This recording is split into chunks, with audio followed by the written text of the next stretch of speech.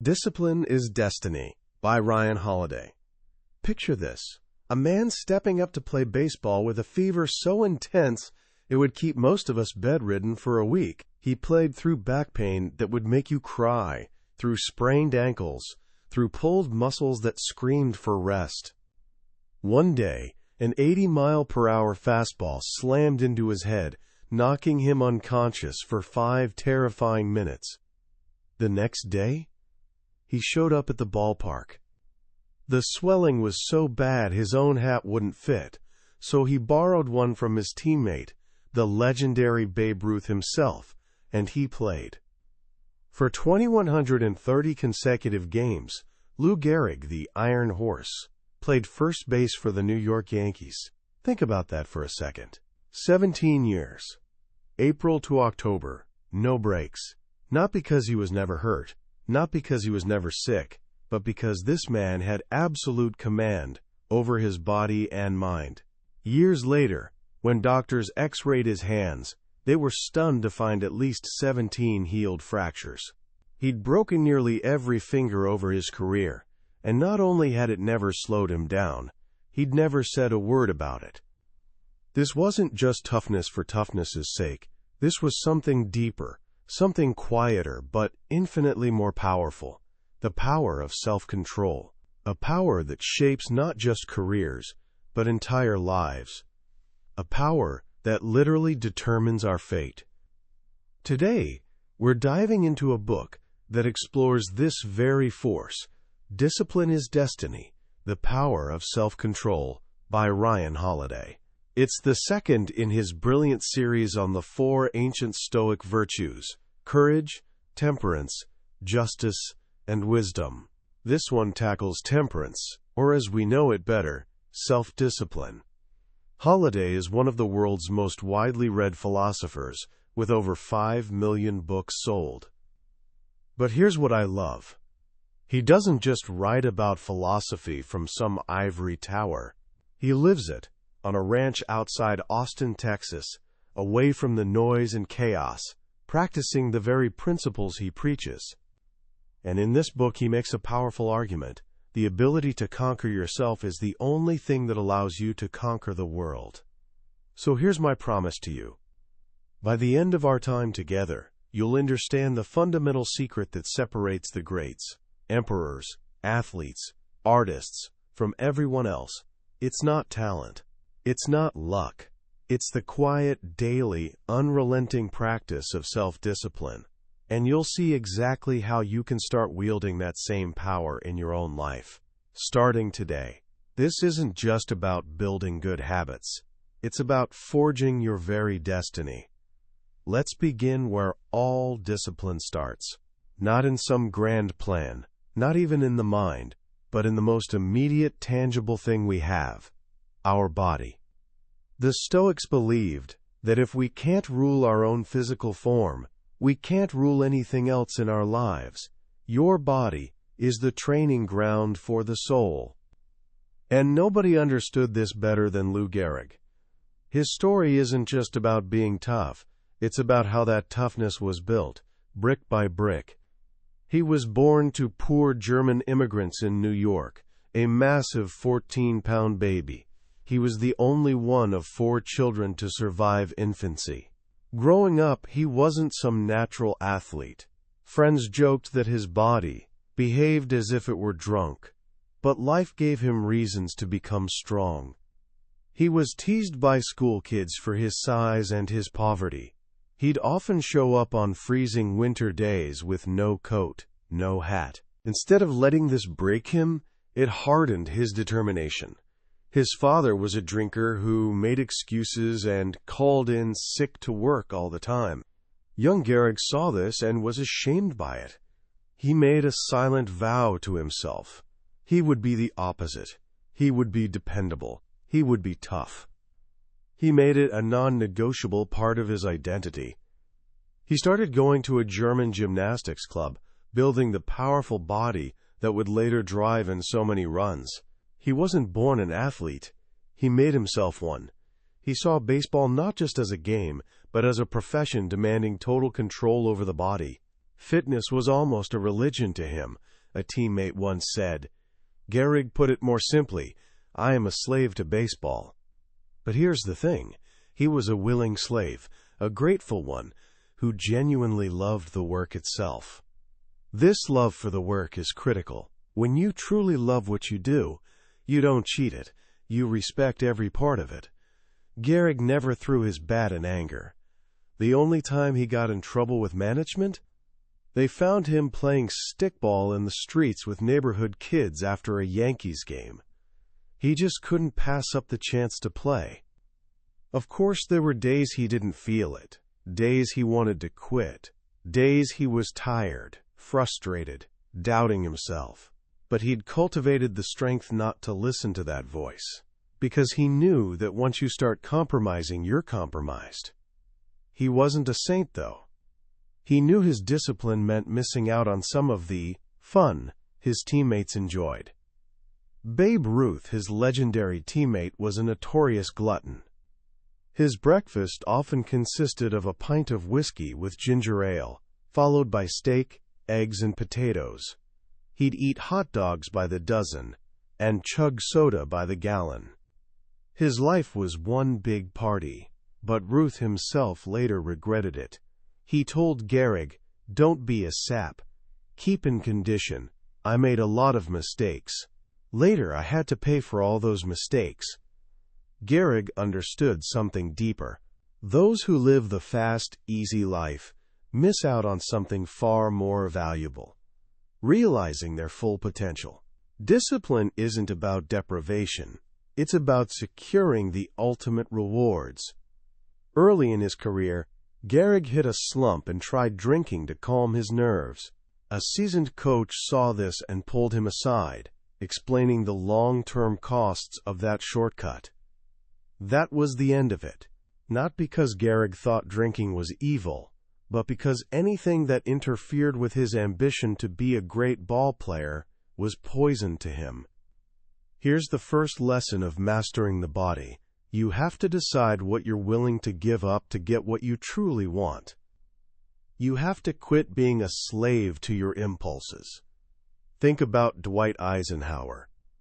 After a lifetime of battles, after defeating the Nazis in World War II, he faced one of his toughest enemies, himself. He was a 4-pack-a-day smoker, a 38-year habit. In 1949, he gave himself the order, quit, and just like that, he did. Cold turkey. Never touched another cigarette. The only way to stop is to stop, he said. What are you hooked on? Your phone? Soda? The approval of strangers on social media? The physicist Richard Feynman once felt a slight pull to have a drink in the middle of the afternoon. It wasn't even a strong craving, but it bothered him that something outside himself had that kind of power over him. He gave up drinking right then and there. The core idea is this: an instinctual reaction against anything that masters us. As Seneca said, "Show me a man who isn't a slave." One is a slave to intimacy, another to money, another to ambition. First step: recognize your dependency. Second step: get clean. Whatever it is. If it has control over you, you must regain that control. This brings us to another key pillar of physical discipline: avoiding the superfluous. The Stoics knew that when we desire more than we need, we make ourselves vulnerable. Cato the Elder, a great Roman statesman, never wore expensive clothes. He drank the same wine as his slaves. He said, "Nothing is cheap if it is superfluous." His goal wasn't to suffer, it was to be independent. A man satisfied with boiling his own turnips for dinner could never be bribed or tempted. By being a little hard on ourselves, by choosing discomfort, we make it harder for others to be hard on us. Seneca, one of the wealthiest men in Rome, would periodically live like a poor man for a few days. He'd eat only bread and water, sleep on the ground, wear his coarsest clothing. He did this to prove to himself that he could endure hardship so he wouldn't fear losing his wealth. Is this what you feared? Mia la femme, he'd ask himself. This practice of seeking discomfort toughens us up. Success breeds softness, and softness breeds fear. We become afraid of losing our comforts. By choosing to be cold or hungry or tired in small, controlled ways, we vaccinate ourselves against the inevitable hardships of life. The strenuous life, as Theodore Roosevelt called it, is the best life. Born a weak, asthmatic boy, Roosevelt remade his body through relentless exercise. Walking, boxing, hiking, rowing. He was always active, even as president. He knew that working out wasn't just about building muscle. It was about building willpower. Every day, he got a win. He treated his body rigorously, he said, so that it may not be disobedient to the mind. Contrast him with King George IV, a notorious glutton whose breakfast included steaks and a bottle of wine. He grew so fat he couldn't even sign documents himself. His last words were, "My boy, this is death," as if surprised that a life of total indulgence had consequences. But this discipline isn't just about grand gestures of toughness. It's about the small daily rituals. Consider the writer Toni Morrison. At the beginning of her career, she was a single mother of 2 young boys, with a full-time job as an editor. By evening, she was exhausted. So she made a choice. She would wake up in the dark, every morning, before her boys uttered the word, "Mama," before the demands of her job began, and she would write. In those quiet, pre-dawn hours, she was free. She was clear-headed. She was full of energy. It was then that she could be a writer.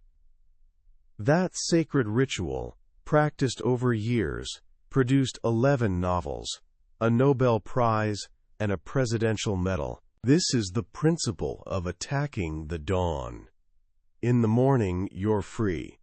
Your willpower is at its highest. The world hasn't had a chance to wear you down yet.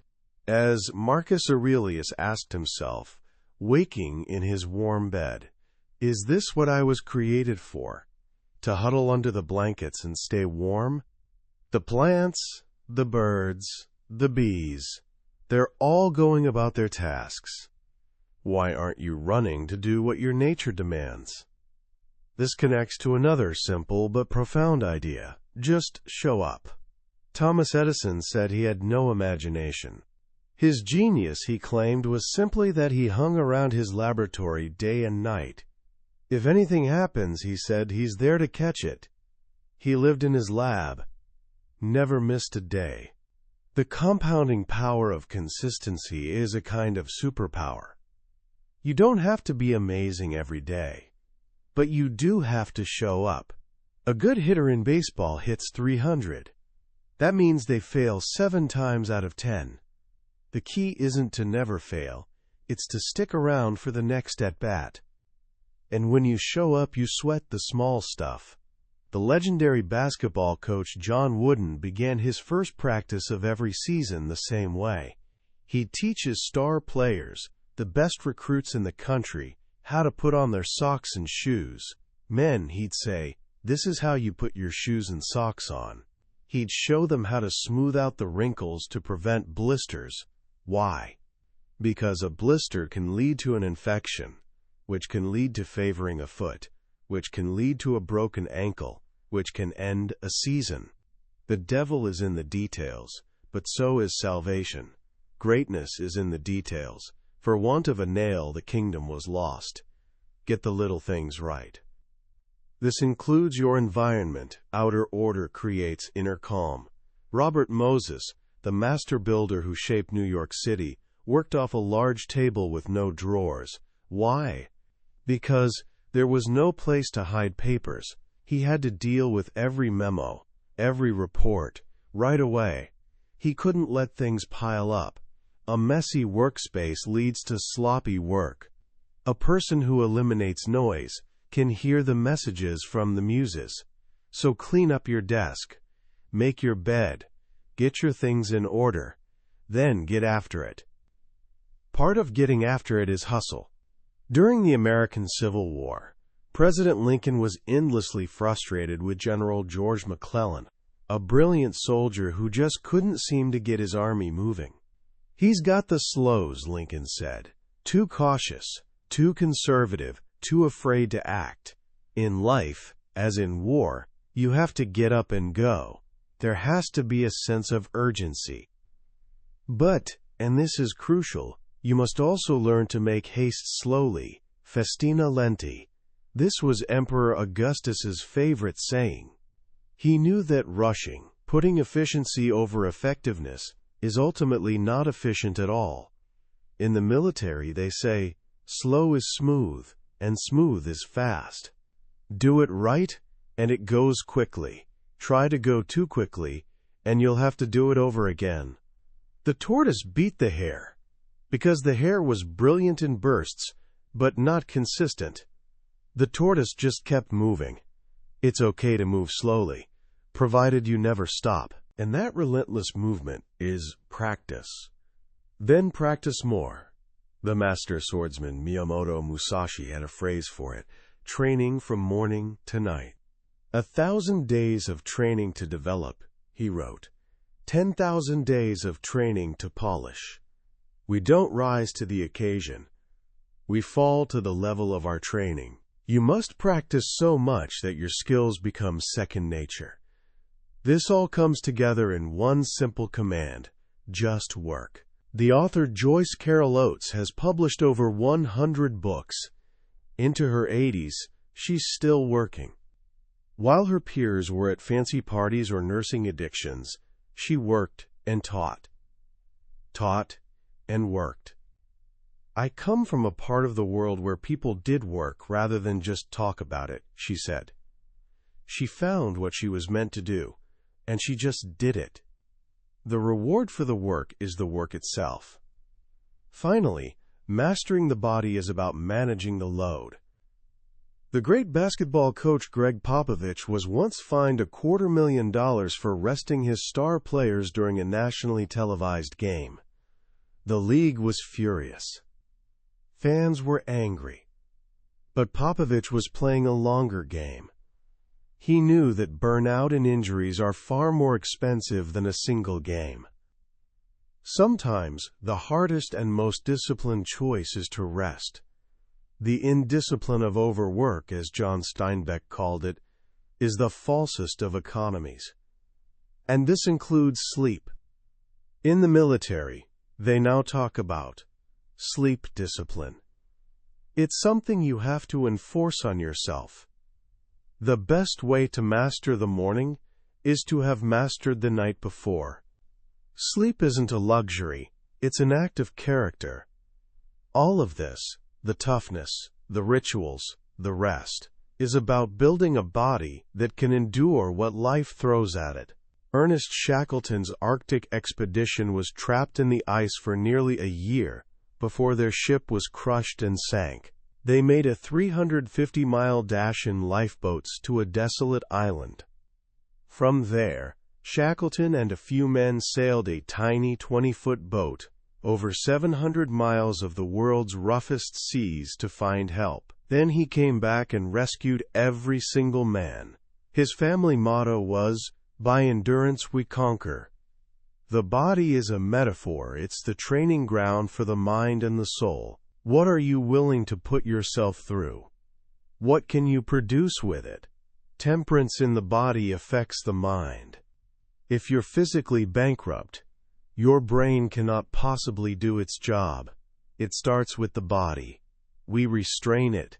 We dominate it. We treat it like a temple. We constrain ourselves physically to free ourselves mentally and spiritually. But what happens when the battle isn't just with your body, but with the storm inside your own mind? This is the inner domain, the temperament. And here, our guide is one of the most remarkable figures of the last century, Queen Elizabeth II. When Winston Churchill first met her as an infant, He noted that she had an air of authority and reflectiveness that's astonishing. But her path to the throne wasn't direct. It was only after her uncle abdicated in a fit of passion and her father died young that her destiny was set. At 25, she became queen. Her job is unique and, in many ways, terrible.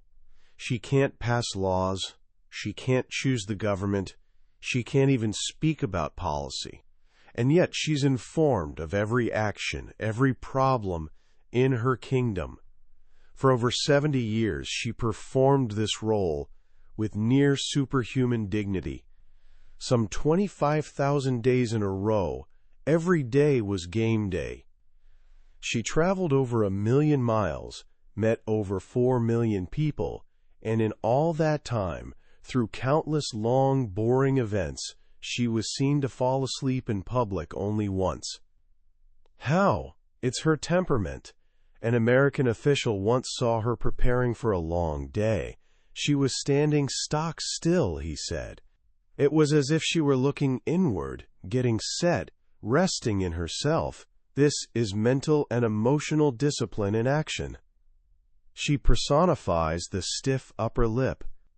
In 1981, a gunman fired 6 shots at her while she was on horseback. She barely flinched. When an intruder broke into her bedroom, she didn't scream. She politely entertained him until security arrived. But her discipline isn't just about stoic endurance. She's quietly brilliant. She reads every ministerial document in her red box, every day. Not because anyone quizzes her, but because it's her duty. She effects change not by giving orders, but by asking quiet, persistent questions. In a noisy world where everyone wants to express themselves, the Queen's power has been in her quietness. This quiet strength is a form of focus. A weak mind must be constantly entertained. A strong mind can be still. This is the challenge we all face in a world of endless distraction. To focus is a superpower. The composer Beethoven would be in the middle of a conversation and just disappear. When a musical idea came to him, he'd lock into it, consumed. They called it his raptus, his flow state. This wasn't indulgence. It was an act of immense self-control. It's easy to be distracted by distractions. To truly focus on your main thing, to ignore everything else, that's the mental battle we must win.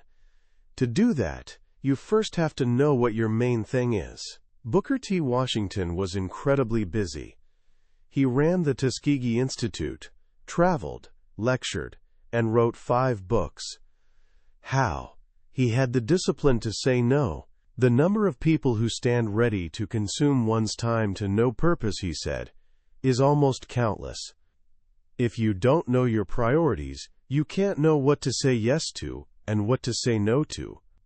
You become vulnerable to every shiny object, every request, it'll only take a minute.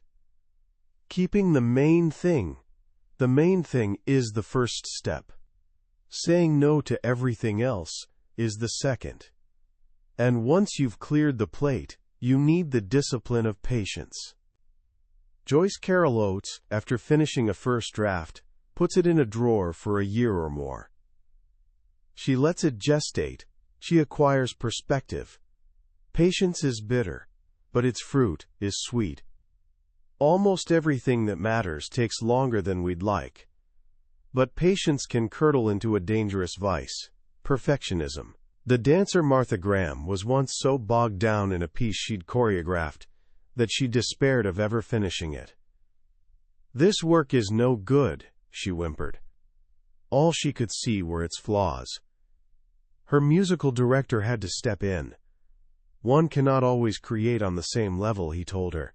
"Transitions are as important as achievements. The biggest failure of all is failing to get your shot off. What you don't ship, what you're too afraid to release, is by definition a failure." The antidote to both procrastination and perfectionism is to do the hard thing first. Don't wait. Don't warm up to it. Eat the frog. When Toni Morrison wrote in the morning, she wasn't folding laundry. She was doing the hardest, most important work of her day. When she was done, the rest of the day was a bonus. She'd already won the most important battle. But what happens when you lose a battle? When you fail?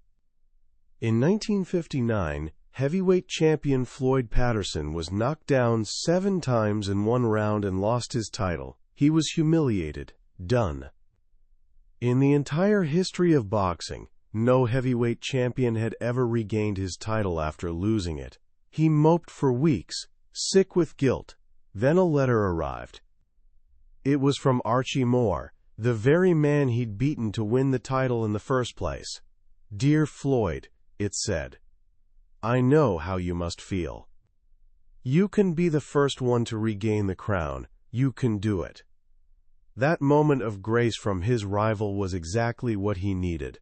The pity party ended. He got back to training. A year later, he knocked out his opponent and became the first man in history to regain the heavyweight championship. We all mess up. We fall off our diet. We lose our temper. We get beaten. Discipline never fails us, but sometimes we fail it. The question is, can you get back up? Losing isn't always up to us, but being a loser is. Being a quitter is. Part of this inner battle is also the fight against pain and pleasure. John F. Kennedy was in almost constant physical pain. As president, he took a terrifying cocktail of amphetamines, painkillers, and even antipsychotics. "I don't care if it's horse piss," he once told a doctor, "it works." But it didn't really work. The pain was still there, and the drugs created a fog. He was trying to escape his pain, not solve it. The one thing that actually helped was simple: hard work, stretching, weights, and exercise. We must be suspicious of anyone who tells us they can make our pain disappear without real work. The same goes for pleasure. The philosopher Epicurus is often seen as a hedonist, but his idea of pleasure wasn't gluttony or debauchery. By pleasure, he said, we mean the absence of pain in the body and of trouble in the mind. It's sober reasoning, not an endless succession of parties. Babe Ruth wasn't having fun when he was rushed to the hospital, sick from too many hot dogs. We're self-disciplined not because pleasure is wrong, but because we want to avoid a hell of our own making. This inner strength is also what allows us to fight provocation. Arthur Ashe's father once drove his wealthy Jewish boss, William Thalhimer, to a real estate deal. The seller insulted and bullied Thalhimer relentlessly, yet Thalhimer endured it quietly, completed the transaction, and got the land. Ashe's father asked him why he put up with it. "I came out here to purchase that piece of land," Thalhimer explained. "I got the piece of land. That man can go on cursing me as long as he likes." He knew his goal. He refused to be distracted by provocation. It takes two for a conflict to happen. When we're offended, we've chosen to engage. We can decline the invitation. This is the key to controlling the mild madness of our passions. Anger, lust, envy, even excitement. They can carry us away and make us do things we regret. Sam Cassell, a basketball player, hit an incredible, game-changing shot. In his excitement, he did a celebration dance so vigorous that he fractured his hip. His team, the top seed in the playoffs, lost in the next round. He traded a championship for a few seconds of taunting. A fit of passion blinds us. The antidote is silence. The ancient Spartans were masters of this. They never used 2 words when one would do. Powerful people impress and intimidate by saying less, and by holding their fire. When France was collapsing in 1940, they begged Churchill to send the entire Royal Air Force to help. Every part of him, a man of action, must have wanted to say yes. But he paused. he reflected. This is not the decisive point, he replied. He knew the decisive moment would come when Hitler attacked Britain itself. He held his planes back, a decision that saved his country. The fury of a patient man is a powerful force. We must also temper our ambition. A young Napoleon once wrote a brilliant essay warning against the dangers of ambition. Ambition is, like all inordinate passions, a violent and unthinking fever that ceases only when life ceases. If only the older Napoleon, the emperor consumed by conquest, had listened to his younger self. Alexander the Great conquered the known world, but a coffin was enough to contain him in the end. He'd waged wars for himself, and it left him empty. Ambition must be a tool, not our master. The same is true of money. Babe Ruth made more money than the president, but usually started spring training broke. F. Scott Fitzgerald earned millions in today's money, but died broke and alone, his talent worn out by the constant need to write for cash. Money is a tool. It can buy freedom, or it can become an addiction. You don't need crazy money. You just need enough to politely say, "No thanks," and stick to your main thing. All these battles, against distraction, impatience, perfectionism, failure, pain, pleasure, provocation, passion, ambition, and money, are part of a larger war, the war to get better every day. The Japanese call it kaizen, continual improvement. Tom Brady, the greatest quarterback in history, isn't obsessed with winning. He's obsessed with improving the accuracy of his passes. The process of getting better is his obsession. To err is human, but to err less each day is to become closer to something transcendent. And you don't have to do it all alone. A leader must know how to do anything, but they cannot do everything. Sometimes the best way to manage the load is to share the load. It takes discipline not to insist on doing everything yourself. Finally, we must respect time. It's the only truly non-renewable resource. When we kill time, we're killing ourselves. We have to learn how to use time, or it will use us up. This means putting up boundaries, keeping your private life private, not getting entangled in other people's drama, being strong enough to communicate what you will and won't accept. A country without borders isn't a country. A person without boundaries isn't a person, they're a doormat. And in all of this, in this constant, difficult struggle, you must remember one final, crucial thing. Do your best. A young Jimmy Carter was being interviewed by the formidable Admiral Hyman Rickover.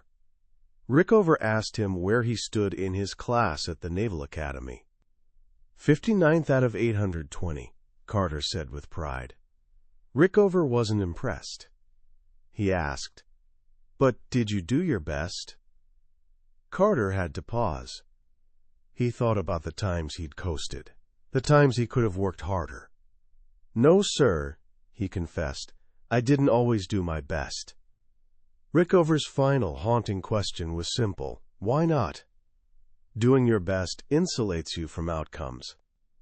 Your success doesn't go to your head because you know you're capable of more. Your failures don't destroy you because you know there was nothing more you could have done. You always control whether you give your best. This is the essence of mastering your temperament, building a mind that's focused, patient, resilient, calm, and dedicated to the quiet daily work of becoming better, no matter what the world throws at you. This brings us to the final, highest plane of discipline, the magisterial, the soul. This is where mastering yourself physically and mentally comes together to create something transcendent. It's where you not only conquer yourself, but you elevate yourself to serve others. Our guide here is a man you've probably never heard of, and that's precisely the point. His name was Antoninus Pius. For 25 years he'd served Rome flawlessly. The dying Emperor Hadrian named him as his successor. It was everything he'd worked for. But there was a catch. Hadrian believed the true future of Rome was a young boy named Marcus Aurelius. Antoninus was just meant to be a placeholder, a throne warmer. In the brutal world of ancient Rome, this was essentially a death sentence. A rival isn't mentored. A rival is eliminated. Antoninus could have consolidated power, named his own son as heir, and secured his own legacy. But he didn't. For 23 years, he ruled in a master class of temperance. He quietly got to work at the unfair, thankless job he'd been given. He mentored the boy who was meant to replace him. In his entire reign, not a single drop of blood, foreign or domestic, was shed on his orders. He was so indifferent to fame that when the Senate offered to rename months after him and his wife, he declined. Why? Because his aim wasn't greatness for himself. It was service. He was a teacher. At the root of the word discipline is discipulus, or pupil. It implies a student, but also a teacher. Antoninus was the teacher, and Marcus Aurelius was the pupil. Marcus watched his adopted father and learned. He learned how to handle a migraine and go right back to work. He learned how to live simply, even with immense wealth. He learned to enjoy life's comforts when they were there, and not miss them when they weren't. He learned to ask searching questions, to never be content with first impressions. He learned to own his mistakes. He learned to be tolerant with others but strict with himself. This is the rule we must all live by. The only person you get to be truly hard on is you.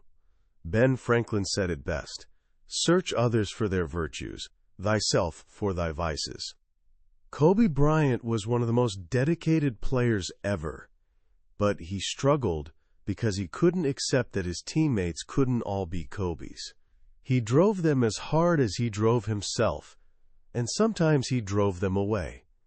Antoninus, on the other hand, made people better through his example. When he died, his final word was equanimitas, equanimity. Now it was Marcus's turn. Fate wasn't as kind to him. He faced floods, plague, barbarian invasions, and betrayal from his closest friend. The decline and fall of Rome was upon him, but he saw it all as an opportunity. The impediment to action advances action, he wrote. What stands in the way becomes the way. When he was given absolute power, the first thing he did was give half of it away, naming his stepbrother as co-emperor. When Rome's treasury was depleted by plague, he held a 2-month-long yard sale on the lawn of the imperial palace, selling off his own jewels and his wife's silk dresses to fund the state. He could have raised taxes. He could have seized property. He took the hit himself. Because that's what great leaders do. They do the right thing, especially when it costs them. They carry the load for others. General Jim Mattis was once found working the guard post on Christmas Day. The young Marine who was supposed to be on duty had a family, and Mattis thought he should be home with them. The privilege of command is command. You don't get a bigger tent. In fact, you take the smaller one. This is grace under pressure, Hemingway's definition of courage. It's poise when it counts. After a terrorist attack in London, the Queen expressed her admiration for the people who were calmly determined to resume their normal lives. That is the answer to this outrage. It's Martin Luther King Jr. being savagely beaten on stage by a white supremacist. After the first punch, King dropped his hands, like a newborn baby, and literally turned the other cheek, offering himself up to his attacker. As the crowd surged forward in anger, King shouted, "Don't touch him. We have to pray for him." It's possible to punch a person with that kind of compassion, but it's impossible to beat them. It's Sandra Day O'Connor, who gave up her lifetime appointment on the Supreme Court to care for her husband with Alzheimer's. When he forgot who she was and fell in love with another patient at his nursing home, she didn't hide in shame. She used her platform to raise awareness for the merciless disease, saying with a brave face, "I'm happy it makes John happy," even as it was breaking her heart. That's what commitment looks like. Sometimes the most disciplined act is to make an exit, not to charge ahead, but to retreat with dignity. At Dunkirk, the British Army suffered a massive defeat, but the orderly and miraculous evacuation of 340,000 troops inspired the nation. "Wars are not won by evacuations," Churchill said, but there was a victory inside this deliverance. You have to know when to cut your losses, when to live to fight another day, and sometimes you have to endure the unendurable. In 1802, Beethoven, tormented by his growing deafness, his failing health, and his broken heart, contemplated suicide. He stared into the abyss, but he pulled himself back. "It was only my art that held me back," he wrote. "Oh, it seemed impossible to me to leave this world before I had produced all that I felt capable of producing." And so he endured. And because he did, we have his greatest symphonies. Sometimes even to live is an act of courage and discipline. This is the ultimate aim, to be best. Not to win, but to be honorable. It's not the office that brings distinction to the man. It's the man who brings distinction to the office. The battle to be the best has less to do with beating others, and more to do with beating down the flaws and selfish instincts inside yourself. This requires flexibility. The master swordsman Musashi knew that as you practice something 1,000 times, you risk becoming rigid. So he studied art and poetry. He deliberately pushed himself out of his comfort zone. He refused to be a prisoner of his own methods. "An oak tree stands tall," a trainer once told Muhammad Ali, "but it has to bend and sway or be knocked down. Oak makes good coffins too," he added. And finally, you must be unchanged by success. After the Berlin Wall fell, Angela Merkel had one beer and went home. She had work to do the next day. Even after becoming one of the most powerful leaders in the world, she lived in the same rent-controlled apartment and shopped for her own groceries. What impressed people was that she didn't use her power to purchase an ego. The payoff for all our discipline is more temptation and more distraction. The only solution is even more self-mastery. Self-discipline is virtue, and virtue is self-discipline. These things aren't just words on a page, they're deeds. Freedom cannot be sustained unless it's tempered by private restraint. "A people without self-control," John Adams said, "would break. The strongest cords of our Constitution as a whale goes through a net." In the end, it all comes down to a choice we face not once, but 1,000 times a day. Hercules at the crossroads, choosing between a life of ease and a life of hardship and virtue. The Bible tells us not, "Thou shalt," but "Thou mayest." You can if you will. The choice is up to you. Dependence or independence, greatness or ruin. Discipline is destiny. It decides. Will you choose it? Ryan Holiday's Discipline is Destiny is more than just a book about self-control. It's a powerful reminder that the greatest battles we'll ever fight are the ones within ourselves, and that winning those battles is the only path to a life of meaning, freedom, and true success. What I find so compelling about this book is its humanity. The heroes here aren't perfect saints. They're flawed, struggling human beings. We see Churchill's financial recklessness, Martin Luther King Jr.'s personal failings, JFK's dangerous dependencies. And yet, at the moments that mattered most, they were able to draw on a deep well of self-discipline to do something profoundly great. This makes their example not intimidating but inspiring. It tells us we don't have to be perfect to be great. We just have to be disciplined. We have to get back up when we fall. We have to keep trying, day after day, to be a little better. The book is a blueprint, a call to action. It's easy to read these stories and feel inspired for a moment, but the real challenge is translating that inspiration into action. So if you take anything away from our time today, let it be these 3 simple practices. First, attack the dawn. You don't have to become a writer or an emperor. Just choose one thing that's important to you, something you've been putting off, and give it the first, best hour of your day before the world has a chance to distract you. Win that first battle, and you'll carry that momentum through the rest of your day. Second, do the hard thing first. Look at your to-do list. Find the one thing you're dreading the most, the phone call you don't want to make, the workout you want to skip, the difficult conversation you need to have. Do that first. Get it over with. The relief and sense of accomplishment you'll feel will be immense, and the rest of your day will feel like a gift. And third, find your Cato. Choose a role model. It could be Marcus Aurelius, or Lou Gehrig, or a grandparent, or a teacher. Someone whose character you admire. When you face a difficult choice, a temptation, or a moment of weakness, ask yourself a simple question. What would they do? Let their example be your guide. Let it stiffen your spine. In the end, discipline isn't about punishment. It's not about a life of grim, joyless deprivation. It's the exact opposite. It's the path to freedom. It's the key that unlocks your potential. It gives you the power to build the life you want, rather than being a slave to your impulses and the distractions of the world. It allows you to become the person you were meant to be. That was a summary of Discipline is Destiny by Ryan Holiday. We've explored the core ideas today, but I have to be honest with you.